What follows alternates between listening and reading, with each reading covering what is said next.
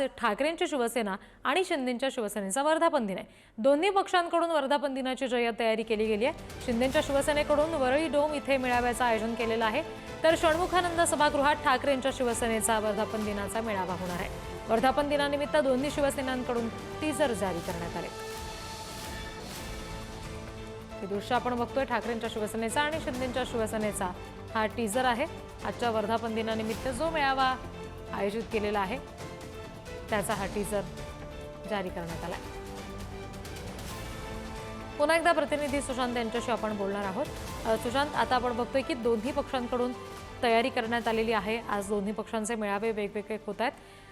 काय नेमकं घडू शकतं दोन्हीकडे, कारण आगामी निवडणुका सुद्धा डोळ्यासमोर आहेत, त्या दृष्टीने आजच्या वर्धापन दिनाला कसं महत्त्व आहे, मेळाव्याला कसं महत्त्व आहे असं म्हणता येईल? रिद्धी, आपण जर बघितलं असेल तर शिवसेनेमध्ये 2.5 वर्षापूर्वी उभी फूट पडल्यानंतर शिवसेनेचे 2 वर्धापन मेळावे जे आहेत ते मुंबईत पाहायला मिळतात। एक शिंदेंच्या शिवसेनेचा वर्धापन दिन आहे तो पाहायला मिळतो, दुसरीकडे ठाकरेंच्या सेनेचा।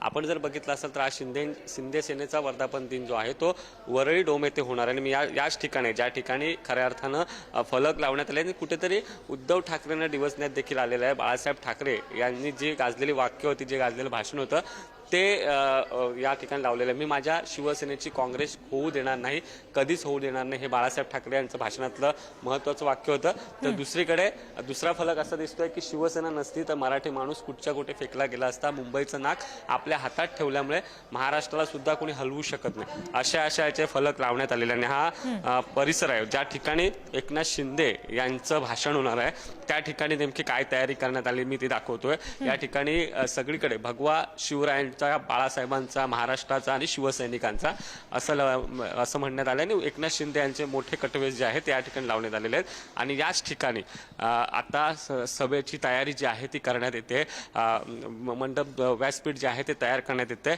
एकनाथ शिंदे यांचं भाषण होणार आहे संध्याकाळी 7 ते 8च्या सुमारास एकनाथ शिंदे भाषण करणार आहेत। ते नेमकं काय बोलणार हे बघणं महत्त्वाचं ठरणार आहे। मात्र आपण जर बघितलं असेल तर शिवसेनेच्या वर्धापन दिनी अर्थात जी आपल्याला माहिती मिळते त्यानुसार ठाकरेंना धक्का देण्याचा प्रयत्न जो आहे तो एकनाथ शिंदेंचा असणार आहे, कारण ठाकरेंकडे असलेले काही माजी नगरसेवक एकनाथ शिंदेंच्या शिवसेनेमध्ये प्रवेश करतील अशी देखील माहिती मिळते। आणि त्यासाठीच ही जय्यत तयारी जी आहे ती वर्धापन दिनाची करण्यात येते। आणि त्याच्यामुळे प्रत्यक्ष जेव्हा मेळावे सुरू होतील, दोन्ही पक्षांचे प्रमुख ज्या वेळेला बोलतील तेव्हा नेमकं ते काय बोलतात त्याची उत्सुकता अगदी लागून राहिलेली आहे। सुशांत, दिवसभरात पुढचे तपशील तुमच्याकडून घेत राहू। सध्या धन्यवाद दिलेल्या माहितीसाठी।